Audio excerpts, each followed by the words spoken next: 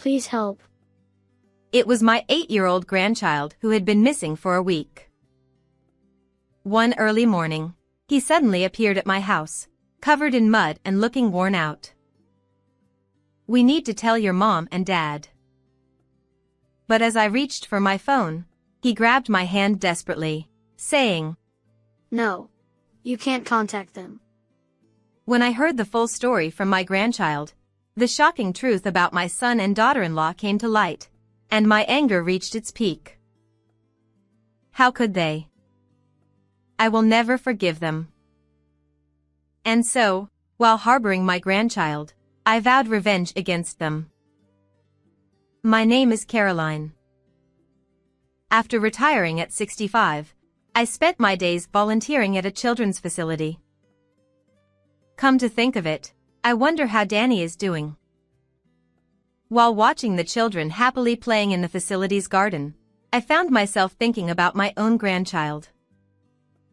However, I didn't have much involvement with my son's family. They were reluctant to invite me into their home, and I rarely had the chance to see my 8-year-old grandson. Even when we did meet, Danny was the quiet type, obediently following his parents' instructions. He's unusually well-behaved for his age, I thought at first, but gradually, things started to seem off. Geez, Mom, did you come here without telling us again? Oh, is there something inconvenient about my visits? It's not like that, but if you're coming, at least give us a heads up. My son Elliot always greeted me with a look of annoyance whenever I visited their house. Sure, it would be better to give them a heads up, but even when I did mention beforehand that I wanted to visit, I was usually turned down. Still, I couldn't help but worry about whether my married son was living a proper life, so I had no choice but to drop by unexpectedly. Sorry. We didn't expect you and the room is a mess. My daughter-in-law, Georgia, didn't bother hiding her indifferent attitude either. I could hear the sound of running water and clinking dishes coming from the kitchen, where my grandson Danny seemed to be doing the dishes. "Hello, Danny," I called out as I peered into the kitchen. Danny stopped the water and stepped down from the stool he was using to reach the sink to wash the dishes. Danny seemed somewhat nervous, unsure of my unexpected visit, as he avoided eye contact and remained silent. Danny, say hello to Grandma. His father ordered. Startled, Danny's shoulders twitched, and he stammered, "Hello." in a timid voice. "Isn't your tone a bit too harsh?" Danny seemed scared. Sorry. I'll be more careful." Her son responded with a dismissive tone, seeming bothered by the conversation. "Anyway, why are the curtains closed in the middle of the day?" What does it matter? Mind your own business. As I mentioned the curtains, my son suddenly became angry. I couldn't understand what was bothering him so much. It's that. Since it's sunny today, the light from outside comes in through the window. I, have weak eyes, so I'm not good with bright light. Oh, I see. You could have just said that. Even as I glanced at Elliot with a hint of reproach, he just sighed irritably. Come on, Danny. We adults need to talk, so go over there. Oh, there's no need for that. I came to see Danny. Danny. At his father's stern voice, Danny, with a pale face, hurriedly went upstairs to the bedroom. So? What did you come here for? Well, Danny's birthday is coming up soon, right? I'm not sure what to get him, so I thought I'd ask about his preferences. Oh, Caroline, that's not necessary at all. Please don't worry about it. While her son seemed displeased, I noticed her daughter-in-law trying to gauge my mood.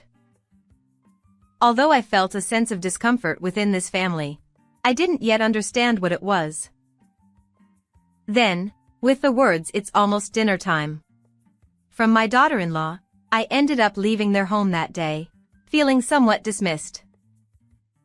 Danny's attitude. It feels like it's more than just being obedient. It might have been my intuition built over the years, but I sensed that something wasn't right. Despite being turned away by my son and daughter-in-law, I couldn't give up. So, a week later, I prepared a gift and visited their home again. However, the words from my son were chilling. Just go home. Can't we at least celebrate my grandchild's birthday? There's no point when the guest of honor isn't here, damn it. Huh? What do you mean by that? When I pressed him for an explanation, Elliot had a look of "oh no" on his face. Realizing that this was serious, I insisted on hearing more details, and what I discovered was troubling. Surprisingly, Danny left a note saying, "I'm running away," and has been missing for a week. We've been making posters, distributing them around the neighborhood, and even getting the community association to circulate flyers. We've already filed a missing person report with the police. Oh no. Do you have any idea why he would run away? It's my fault. I scolded him for throwing a tantrum about wanting a toy he saw in a TV commercial. My daughter-in-law, Georgia, started crying softly. However, I still felt that something was off. Would a child who usually listens to their parents suddenly become so selfish? In the end, I was persuaded by my son and daughter-in-law, who said, "We've already reported it to the police, so all we can do now is wait," and had no choice but to return home. Still, I couldn't help but worry about my grandchild, and eventually, I found myself unable to sleep. Danny. Please be safe. Even as I lay in bed, my eyes remained wide open. I kept getting up to drink warm cocoa. Repeatedly, until gradually, the outside began to brighten with the coming dawn. Then, from outside the window came the weak voice of a child. Grandma. Grandma. Are you there? That voice. I hastily put on my sandals and rushed out into the yard, where I saw a child covered in mud and looking ragged. Without a doubt, it was my grandson, Danny. I hurried to his side, tears streaming down my cheeks, and hugged him tightly, not caring about getting dirty. Danny. Oh, I'm so glad you're alive. Grandma, please. Help me.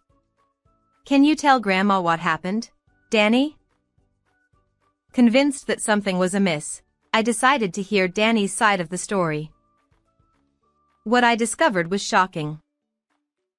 A week ago, Danny was abruptly taken to the mountains by his parents, only to be abandoned there with the words, "We don't need you anymore."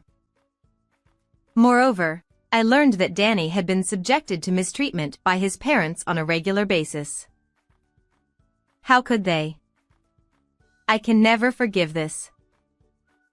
Armed with the truth, I took my grandson under my wing and resolved to take action against my son and daughter-in-law. First, I decided to confirm his condition. I took Danny, covered in mud, to the bathroom and helped him take off his clothes. Just as he had described, there were several bruises and burn marks that looked like they had been caused by cigarettes. They're targeting only the parts that can be hidden by clothes. How despicable.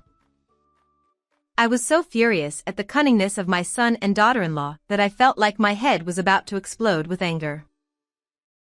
I documented those scars with photographs, cleaned up Danny's body, and then took him to the hospital to obtain a medical report. In addition, I listened to my grandson's detailed account and meticulously noted it down.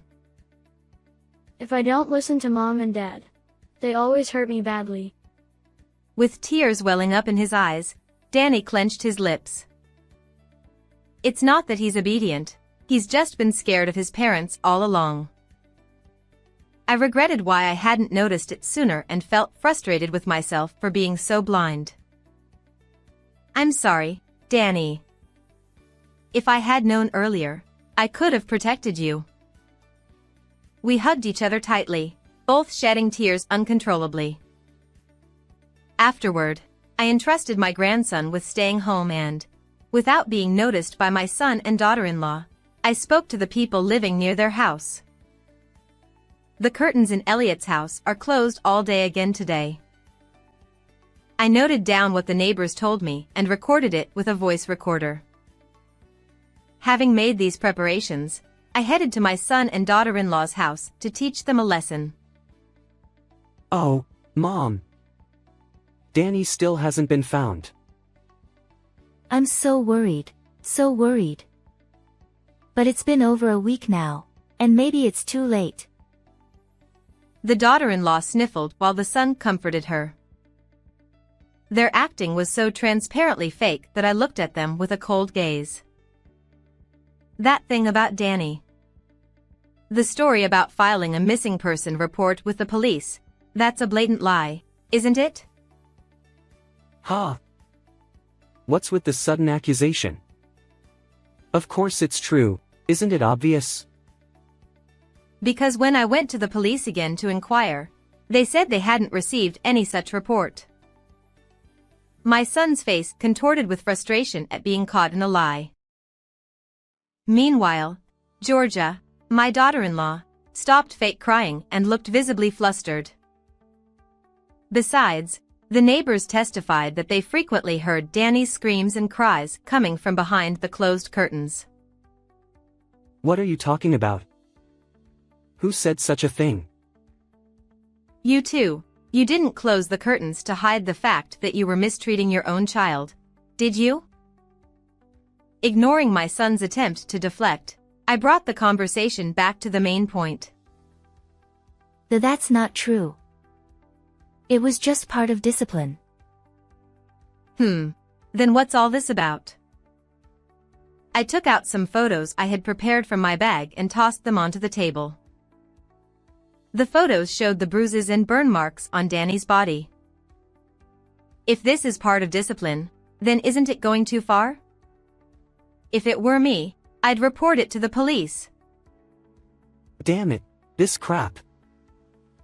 Elliot tore up the photos in a panic, but of course, the original data was still safely stored at home, so his actions were futile.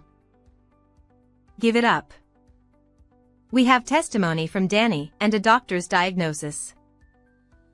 What? Is he still alive? Oh, such harsh words for your own child. He's safe now, under protection. By the way, have you forgotten who I am? Actually, I used to be a school teacher, so I was accustomed to dealing with parents who mistreated their children.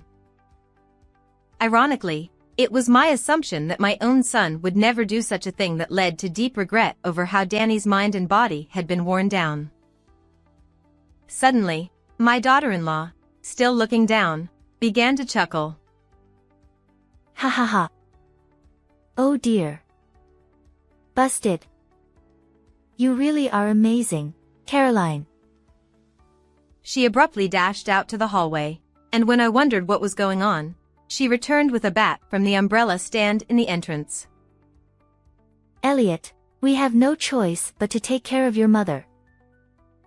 Guess so. Sorry, Mom. Just keep your mouth shut forever. To my horror, my son and daughter-in-law began to aim the bat at my head, intending to silence me forever.